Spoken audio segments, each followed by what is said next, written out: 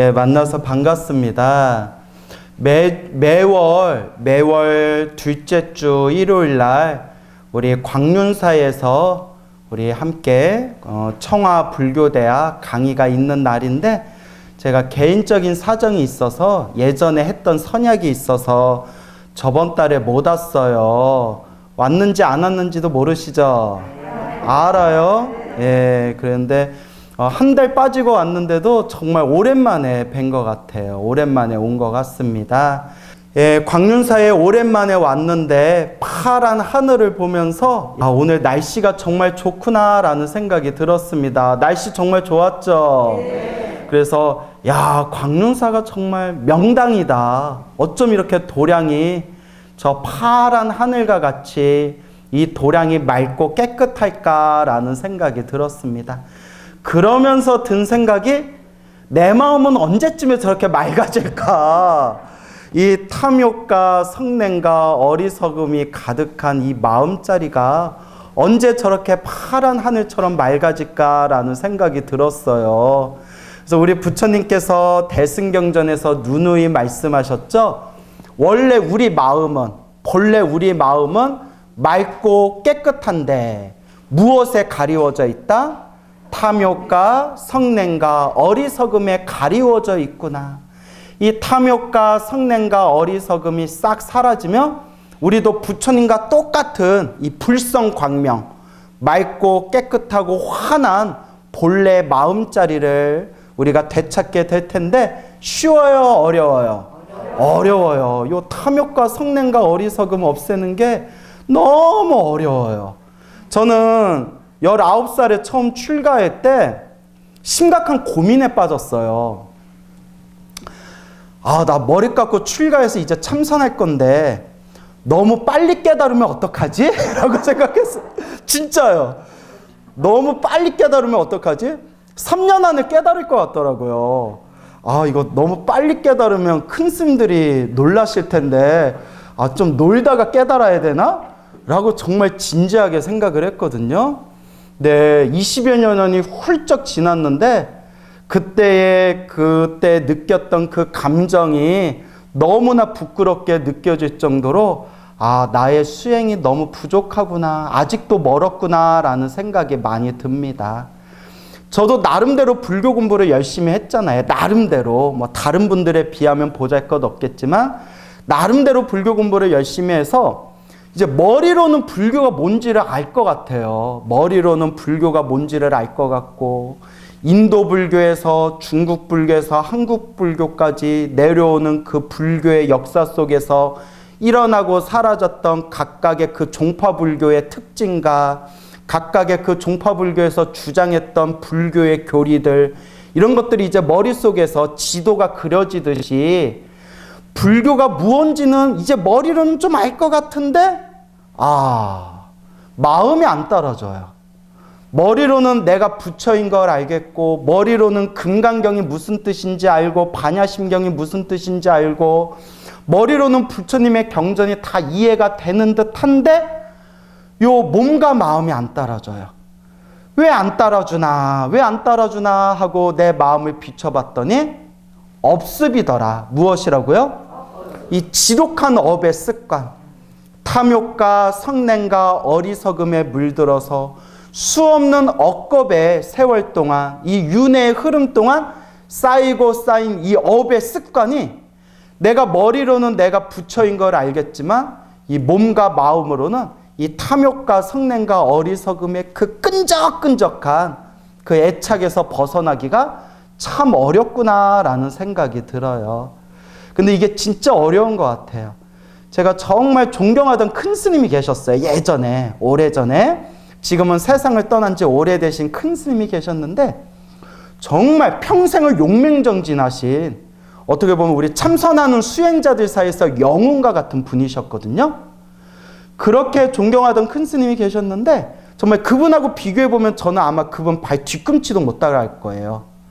그렇게 수행을 많이 하시고 참선 수행을 많이 하시던 큰 스님이 계셨는데, 그분들 제자분들 얘기를 들어보면 아마 눈치챌 수도 있을 텐데 너무 자세히 얘기하면 돌아가실 때까지 그렇게 화를 잘 내셨대요. 화를 잘 내셨대요. 그래서 제가 모시는 어른 스님도 그 큰 스님 밑에서 시봉한 적이 있으셨는데 정말 화를 잘 내셨대요. 그러니까 그 순간 제가 머리가 살짝 띵 해가지고, 아니 그렇게 참선을 많이 하시고 그렇게 마음에 큰 어떤 힘을 얻으신 분인데 왜 그렇게 화를 잘 내셨을까? 그것도 바로 무엇이다? 업수. 그 업의 습관이 지독한 거예요. 저만큼 참선 수행을 많이 해도 내가 가지고 있는, 중생이 본래 가지고 있는 업의 습관에서 자유롭기가 힘들구나라는 걸 제가 제 스스로 수행을 하면서 많이 느끼게 됩니다. 그래서 예전에는 20대 때는 마음만 깨치면 부처다라는 말을 참 좋아했어요. 마음만 깨치면 부처다. 얼마나 시원해요. 마음만 깨치면 이 자리에서 부처가 될 수 있다. 이 자리에서 성불할 수 있다. 마음만 깨치면 부처다라는 말을 정말 좋아했는데 시간이 점점 지나고 내 꼬라지를 보고 우리 중생들 살아가는 모습을 보니까 마음만 깨치면 부처다라는 말은 사실이겠지만 경전에서 봤을 때 우리 석가모니 부처님은 3아승직업을 닦으셨다고 하더라. 몇 겁을 닦으셨다? 3아승직업. 아승직업이 인간의 숫자로 헤아릴 수 없는 기나긴 시간의 아승직업이라고 해요. 그래서 경전에서는 비유를 들 때 우주가 3번 생기고 우주가 3번 사라질 동안이에요. 우주가 한 번 일어났다 우주가 한 번 사라지는 그 시간이 엄청나게 길잖아요. 그죠? 근데 그 우주가 한 번 생겼다가 우주가 한 번 사라지는 시간도 엄청 긴데 우주가 몇 번 생겼다가 몇 번 사라졌다? 3번 우주가 생기고 3번 우주가 사라질 동안 닦고 닦아서 부처님 되신 분이 바로 우리 석가모니 부처님이라는 거예요. 그래서 우리가 부처님을 원망구족이라고 불러요. 뭐라고 부른다? 원망구족. 완벽하셔서 완벽하게 모든 걸 다 갖추고 계셔서 흠이 없다는 거예요. 모든 걸 다 갖추시고 흠이 없으신 분. 3아승직업. 우주가 3번 생기고 우주가 3번 사라질 동안 닦으셔서 저렇게 지혜와 복덕과 신통과 자비를 완벽하게 갖추신 분. 그래서 원망구족. 우리 석가모니 부처님. 모든 부처님을 원망구족이라고 부르게 되는 겁니다. 여러분들은 원만해요? 원만하지 못해요? 여기서 원만해요 하면 우리 관계 어색해지는 거예요? 예? 여러분은 모든 걸 부족하셨어요? 아니면 흠이 있어요? 흠이 있어요. 우리가 시작 없는 옛적부터 탐욕과 성냄과 어리석음에 물들어서 몸과 말과 생각으로 지었던 그 수많은 업보들, 이것을 우리가 업장이라고도 부르고 이것을 우리가 업보라고도 부르고, 이러한 수많은 업장과 업보가 너무나 우리에게 그 습관이 너무나 강하기 때문에 큰 스님들 법문 듣고 경전 공부하고 불교 공부하면서 이제 머리로는 불교가 뭔지를 알 것 같고 내가 부처인 것도 머리로는 알겠는데 뭐가 안 따라준다? 몸이 안 따라줘요. 마음이 안 따라줘요. 여러분들도 똑같잖아요. 법당에서 부처님께 눈물 흘리면서 기도하고 큰 스님 법문 들으면서 내가 이제 마음 잘 쓰면서 살아야지, 마음 잘 쓰면서 살아야지 해놓고 집에 가자마자 남편하고 지지거벗고 애하고 싸우고 인간아 내가 빨리 눈을 감아야 니들 안 보지 마 이러면서 오만 소리 다 하면서 살아가는 게 중생이잖아요. 그죠? 이렇게 마음 공부가 힘들어요. 힘들지만 힘든 가운데 꾸준히 닦는 게 바로 수행입니다. 그래서 우리는 수행자지 않습니까? 그래서 저도 제 모습을 보면서 저 스스로에게 실망이 느껴질 때, 제 스스로한테 나는 아직도 이거밖에 안 되는구나 라는 게 느껴질 때, 여러분 그럴 때 언제 제일 그런 감정을 느끼세요? 화가 날 때. 예? 화가 날 때. 화가 날 때. 맞아요. 화가 날 때.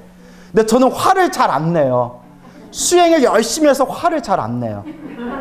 대신 잘 삐져요. 화는 안 내는데 삐져요. 저는 언제 저 스스로에게 가장 실망을 느끼냐면 여러 가지가 있는데 그 중에 하나가 야식할 때 예? 밤에 라면 끓여 먹을 때 저 스스로에게 너무나 부끄러움이 느껴져요. 예. 우리 청화 큰 스님은 하루에 일정씩 한 끼만 드시면서 장자부라 하면서 결가부자하면서 정진하셨다는데 나는 순간에 배고픔을 이기지 못하고 밤늦게 막 라면 끓여서 밥 말아 먹고 이럴 때 그래서 이렇게 얼굴에 부은 업보를 맞잖아요. 자, 그래서 머리로는 불교가 뭔지를 알고 어떻게 수행해야 되는지는 알지만 제 스스로가 실망스러울 때 저 스스로에게 또 위안을 줘야 되잖아요. 그래, 부처님도 몇 겁을 닦으셨다? 삼아승직업을 닦으셨다. 나도 부족하지만 나도 지금은 너무나 부족한 사람이지만 나도 부처님 발자국을 따라 걷는 마음으로 꾸준히 우리도 닦아 나아가면 나도 닦아 나아가면 언젠가는 저렇게 원망 부족한 부처님이 될 수 있으리라 라는 생각이 듭니다. 그렇게 닦아 나아가야 되겠죠. 벌써 12월이에요. 그죠? 세월이 너무 빨리 지나가요. 시간이 손살 같죠? 야, 세상에 벌써 12월이 왔어요. 우리 광륜사 몇 개월 전에 일요일날 법회하러 왔을 때 막 더워가지고 막 캑캑거리면서 이놈의 더위 이러다 내가 먼저 죽지 이러면서 막 더워 죽게 가지고 스님 더워요 막 이랬던 게 엊그제 같은데 추워요. 추운 겨울이 왔어요. 오늘은 날씨가 너무 좋지만 또 추운 겨울이 왔습니다. 또 이 추위가 지나면 또 뭐가 올까요? 또 더위가 오고 또 더위가 지나가면 뭐가 올까요? 또 추위가 오고 또 추위가 지나가면 뭐가 올까요? 더위가 오고 그리고 마지막에 오는 게 저승사자예요. 네? 이게 웃을 일이 아니에요, 여러분. 언제 데려갈 줄 몰라요. 언제 데려갈 줄 모른다. 그래도 우리는 과거 전생에 지었던 크나큰 복이 있어가지고 이번 생에 사람으로 태어나 이번 생에 부처님 법을 만났어요. 정말 다행이죠. 이걸 다행지심이라고 불러요. 무슨 지심? 다행이라는 마음. 다행이다. 이번 생 부처님 가르침 만날 수 있다니 너무나 다행이다. 제가 요새 일부러 지하철로 많이 제가 이동을 해요. 왜냐하면 조금이라도 더 걸으려고. 예, 제가 이제 조금이라도 더 운동하고 조금이라도 더 걸으려고 지하철 타고 또 이제 전철을 타면 저는 자리에 안 앉아요. 운동하려고 자리에 앉았는데 앉아서 가면 의미가 없잖아요. 그래서 이제 지하철 타고 이제 서서 가다 보면 이제 보통 예전에는 책 같은 걸 이제 봤거든요. 경전이나 책을 보고 했는데 정말 우리 어르신들한테 죄송한 얘기인데 저도 이제 눈이 침침해요. 눈이 침침하고 이제 책도 잘 안 들어요. 어떻게 벌써 이런 얘기해서 미안하지만 그래서 눈도 침침하고 눈도 피곤해서 이렇게 이제 전철을 타면 마음속으로 이렇게 나무 아미타불 연불도 하고 그동안 외웠던 경전들 반야심경도 외우고 금강경도 이렇게 머릿속으로 외우다 보면 외우면서 이제 차분하게 이제 뜻을 음미해요. 왜냐면 지하철 타고 제가 목적지까지 가는데 뭐 30분, 40분, 1시간 이렇게 걸리니까 그냥 눈 감고 혹은 이렇게 멀리 창밖을 보면서 마음속으로 부처님 경전을 계속 되뇌이다 보니까 제가 일부러 대중교통을 이용하면서 자주 걸어 다니면서 건강이 예전보다 훨씬 좋아진 점도 있었지만 저도 모르게 지하철에서 버스에서 열차에서 부처님의 말씀을 되뇌이다가 엄청난 환희심을 느낄 때가 있어요. 그 순간 이런 뜻이었구나. 금강경에서 부처님이 말씀하시되 선제라 착하다 훌륭하다라는 그 마음이 금강경을 독송하면서 반야심경을 독송하면서 가슴에 촉촉하게 젖어들어요. 옆에서는 2호선의 술 취한 할아버지가 야 이씨 정치 똑바로 해 막 이러고 있고, 그리고 또 옆에서는 젊은 남자애 여자애가 부비부비하면서 내리기 싫어, 내려야지. 내가 짜증나가지고 어서 내려야지, 싫어, 더 갈래, 이러지 마, 이런 내가 진짜 꼴값을 보면서 그런 상황에서도 가만히 그러거나 말거나, 그게 중생의 모습이잖아요. 그러거나 말거나 나무 아미탑을 연불하면서 관자재 보살이 깊은 반야바라 밀다를 행할 때 오온이 색수상행시 오온이 모두 공함을 비추어 보고 하는 순간 마음에 막 감동이 느껴져요. 어디에서? 술 취한 할아버지가 옆에 있고, 서로 부둥켜 안고 내려, 싫어, 이러는 남녀가 있는 그 혼탁한 지하철 안에서 나홀로 촉촉히 그 부처님의 가르침에 음미하면서, 부처님 세존이시여 세존이시여 열의 게 없어는 부처님께서는 여러 보살들을 잘 혼염해 주시고 여러 보살들을 잘 부촉해 주시나이다. 선남자 선여인이 안욕따라 삼맥 삼보리의 마음을 일으킨 이는 어떻게 머무르며 그 마음을 어떻게 항복받아야 되겠습니까? 라는 그 수보리 존자의 질문에 다 음미하면서 과거 전생에 내가 무슨 복이 있어가지고 이번 생에 사람으로 태어나 이렇게 위대한 부처님의 법을 만났는가 라는 감동이 막 가슴에 느껴져요. 이게 바로 진흙 속에 핀 연꽃이 아닐까요? 이 혼탁한 오탁악세에서 이렇게 위대한 부처님을 만났다라는 바로 우리 불자들의 삶이 진흙 속에 핀 연꽃과 같다라는 생각이 듭니다. 여러분들도 부처님 가르침을 공부하면서 그런 감동이 느껴질 때가 있어요, 없어요? 있어요? 네. 있어요? 네. 진짜 있어요? 네. 야, 정말 복이 많으신 분들이에요. 정말 복이 많으신 분들입니다. 이렇게 우리가 부처님의 소중한 법을 만났다. 근데 법을 만난 걸로 충분하지가 않습니다. 경전에 보면 이런 구절들이 있어요. 사람으로 태어나기도 어렵지만 부처님 법을 만나기는 더욱 어렵고, 부처님의 법을 만나기가 참 어렵지만 부처님의 법을 만나도 올바로 수행하기가 어렵구나. 참 어려워요. 부처님의 법을 만나도 올바로 수행하기가 참 어렵구나. 그런 걸 스스로 느끼고 수많은 불자님들을 보면서 느낍니다. 우리가 절에 다녀도 절에 다니는 게 아니에요. 절에 다녀도 어떤 마음으로 절에 다니는가, 어떤 가르침을 공부하고 있는가, 절에 다니면서도 어떤 마음가짐으로 우리가 닦아나가고 있는가.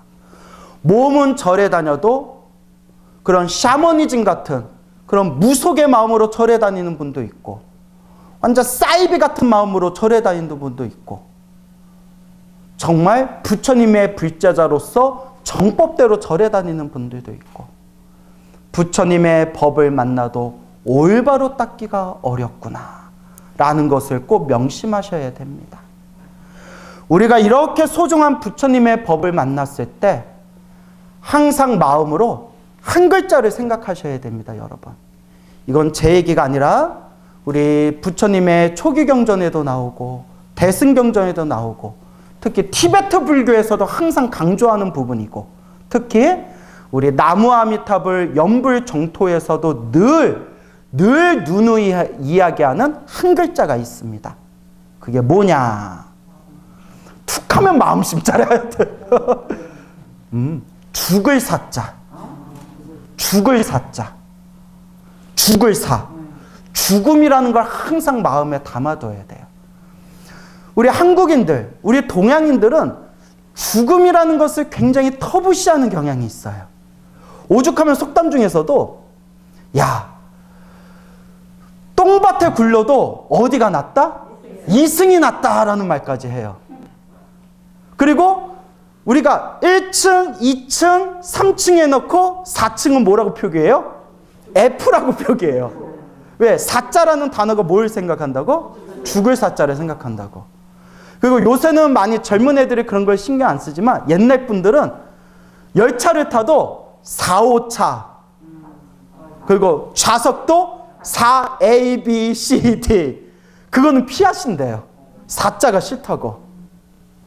그만큼 우리 한국 사람은 동양인들은 죽음이라는 거에 대해서 그냥 생각하기 꺼려하고 그것을 터부시하는 경향이 있지만 불교야말로 죽음의 종교예요.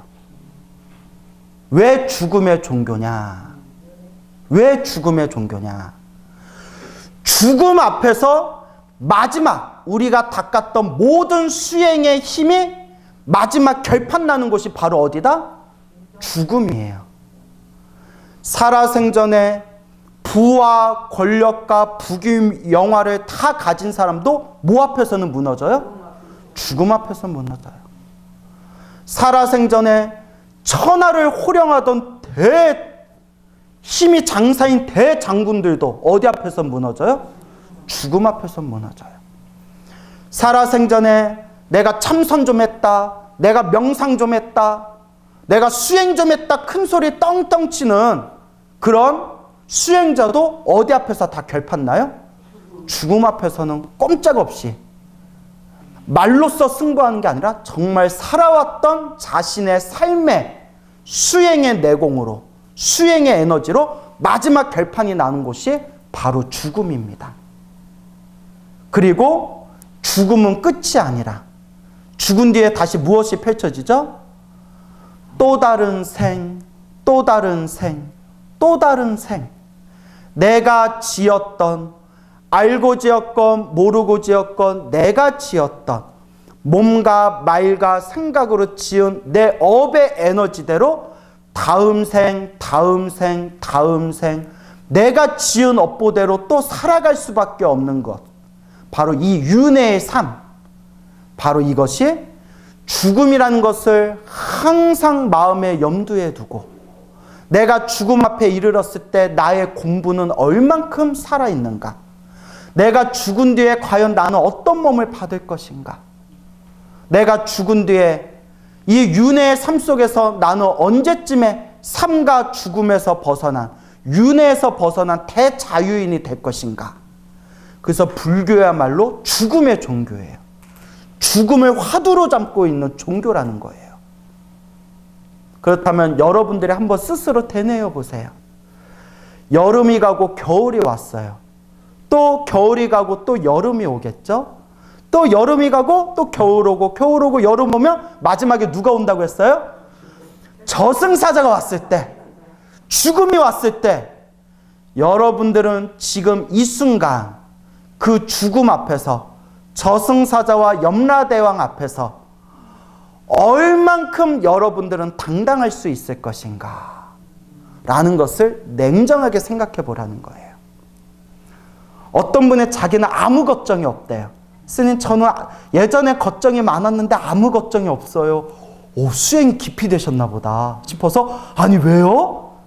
나 죽으면 스님이 천도제 지내줄 거잖아 이래요. 제가요? 아 스님이 지내주면 그래도 나쁜 데는 안 떨어지겠죠. 예. 그게 맹신이라는 거예요. 그게 광신이라는 거예요. 예. 내가 무슨 힘이 있어서 내가 천도제 지내준다고 이렇게 악도에 떨어질 사람을 내가 어떻게 극락에 보내주겠어요. 예? 우리 청화 큰 스님 같이 정말 맑고 깨끗하고 수행이 깊으신 분이라면 몰라도 그래서 아까도 차 마시면서 얼핏 제가 한 얘기가 청화 큰 스님께 살아생전 그 청화 큰 스님 만나서 천도제 지내신 분들은 참 복이 많으신 분들이다 라는 얘기를 했거든요. 그래서 그분한테 이렇게 말씀드렸죠. 보살님 배가 고픈데 내가 막 밥을 먹었어요. 밥도 먹고 빵도 먹고 케이크도 먹고 떡도 먹고 과일도 먹고 막 먹었어요. 제 배가 터질 것 같아요. 제 배가 부르겠어요? 보살님 배가 부르겠어요? 딱 알아듣더라고요.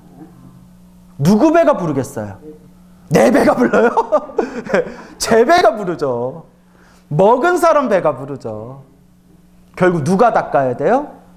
본인이 닦아야 됩니다. 본인이 닦아야 됩니다. 우리가 끊임없이 흐르고 흘러가고 있는 이 더덥고 무상한 이 시간의 흐름 속에 나는 과연 몸과 말과 생각으로 어떤 업을 짓고 있는가? 선업을 많이 짓고 있는가? 악업을 많이 짓고 있는가? 더 중요한 것은 선업과 악업을 초월하는 수행의 업을 짓고 있는가? 수행의 공덕을 짓고 있는가? 스스로를 되뇌어야 됩니다. 예전에 들었던 이야기예요. 어느 거사님이 계셨는데 이 거사님께서 어렸을 때부터 오로지 공부만 하고 대학 나오고 그러다가 직장 잡아서 결혼하고 애를 낳고 살아오다가 약간 우울증 비슷하게 왔대요. 일종의 번아웃이죠. 너무 정신없이 일에만 쫓기면서 살면서 자기 자신의 어떤 시간, 마음의 여유들을 놓아버리면서 약간 우울증 증세가 오셨는데 그러다 불교를 만나게 되고 부처님 가르침을 공부하면서 정말 마음의 기쁨과 마음의 평화를 되찾으셨대요. 아, 부처님 법이 이렇게 좋구나. 부처님 법이 이렇게 좋구나. 너무 부처님 법이 좋아서 주변에 널리 포교하고 다니셨대요. 부처님 법을 만나니까 너무 좋다. 부처님 법을 만나니까 너무 좋다. 이렇게 이제 제가 신자로서 주변 사람들에게 부처님의 가르침에 대해서 널리 포교를 하셨는데 힘닿는 대로 친한 친구가 있었대요. 너무나 친한 친구라서 어떻게든 그 친구를 불자로 만들고 싶었대요. 친구야, 내가 막 우울증도 있고 너무 힘들고 지쳤을 때 부처님 법을 만나서 너무너무 큰 행복을 느꼈다. 너도 같이 절에 다니고 같이 복도 짓고 선업도 짓고 공덕도 짓자. 같이 절에 다니자 했는데 친구가 나도 사실은 불교에 관심이 많아. 나도 언제까지 이렇게 일만 하면서 살 수는 없지. 나도 나중에 더 나이 들면 나도 불교 공부하고 싶어. 근데 지금 너무 바빠서 요거 일만 좀 마무리하고 절에 다닐게. 일만 좀 마무리하고 절에 다닐게. 그러니까 친구는 야 친구야, 없는 시간 쪼개면서 공부하는 게 수행이야. 자꾸 나중에 하면 자꾸 언제 절에 갈지 몰라. 그러니까 지금 생각날 때 가서 법문도 듣고 부처님께 기도도 하고 공덕도 닦고 해야 돼. 그러면 또 그 친구분은 조금만 요거 너무 내가 급해서 요새 경기가 너무 어렵잖아. 요것만 좀 더 마무리하고 나중에 너랑 같이 절에 다닐게. 그렇게 차일피일 미루다가 어느 날 따르릉 전화가 온 거예요. 전화를 받았더니 친구 와이프가 철수 씨 이러는 거예요. 왜 그러세요? 내 드라마를 요새 너무 많이 보나? 갑자기 몰입했어. 예? 왜 그러세요? 재수 씨 왜 그러세요? 우리 크이가 사고를 당했는데 세상을 떠났어요 하더래요. 하고 전화기를 힘없이 내려놓고 이제 장례식장에 가서 마지막 친구 가는 길을 배웅을 했는데 그 죽은 친구의 그 영정을 보면서 슬픔, 아쉬움, 많은 감정이 있었겠죠. 하지만 그분 마음에서 불끈 일어나는 그 가장 강했던 감정이 그때 절에 데려갈 걸. 어차피 이렇게 죽을 거 공덕이라도 한 번 더 닦고 가게 할 걸. 복이라도 한 번 더 짓고 부처님께 절이라도 한 번 더 하고 부처님께 염불이라도 한 번 더 하고 이렇게 세상 떠난다며 그래도 그 공덕으로 더 좋은 데 가지 않았을까. 억지로라도 데려갈 거이라는 아쉬움이 생기셨대요. 근데 제가 하고 싶은 얘기는 이 얘기를 들으면서 그 친구의 감정, 절에 데려갈 거라는 친구의 감정도 물론 공감이 되지만 저는 나중에 절에 갈게. 요 일만 마무리하면 나중에 절에 갈게 했던 세상을 떠난 그 친구분이 더 제 가슴을 후려치더라고요. 내일은 없다. 우리가 내일 어떻게 될지 몰라요. 정말 내일 어떻게 될지 모릅니다. 1월달, 다음 내년 1월달, 둘째 주 일요일, 1시에 광우스님이 와야 된다, 안 와. 뭐 어디서 이상한 소리를 내고 그래요? 뭐가 아웅야. 들어보세요. 따르릉, 따르릉, 우리 사무장님이, 주지스님, 광우스님이 연락을 안 받습니다. 우리 BTN PD님이, 광우스님이 전화 안 받으시지? 왜 그러지? 하는데, 얼마 후에, 광우스님이 오시다가 그만! 야, 여기까지, 알겠어, 여기까지. 너무 몰입하지 마세요. 예. 비유를 드리자면, 내일, 모레, 한 달, 1년, 3년, 10년, 어떻게 될지 안다, 모른다? 모른다. 그걸 말씀드리고 싶은 거예요. 물론 저는 여러분들이 또 제가 건강하고 오래오래 살기를 원해요. 오래오래 같이 환하게 미소 지으면서 부처님 법을 닦으면서 공덕을 닦으면서 건강하게 오래 살기를 바라요. 단, 그건 우리 생각이에요. 저승사자가 언제 찾아올 줄 안다, 모른다? 모른다는 거예요. 바로 지금이라는 거예요. 지금 나무아미타불, 지금 관세음보살, 지금 지장보살, 지금이 바로, 지금 이 순간이 바로 닦아야 되지, 내일도 아니고 일주일 후도 아니고 한 달 후도 아니에요. 지금 나 요새 너무 바빠, 조금 한가해지면 그때부터 나 연불수행 열심히 할래. 아니에요. 우리 인생은 죽을 때까지 안 한가해져요. 저 화계사 나오면 한가해질 줄 알았거든요. 겁나 바빠요. 예? 화계사 나오는데 더 바빠요. 지금이에요. 그래서 저는 화계사 나오면 이렇게 일주일에 한 번이나 한 달에 2번이라도 우리나라 유명한 그런 기도도량에 가서 한 번씩 철학 기도도 하고 연불수행 좀 해야 되겠다 계획을 다 세웠거든요. 갈 시간이 없어요.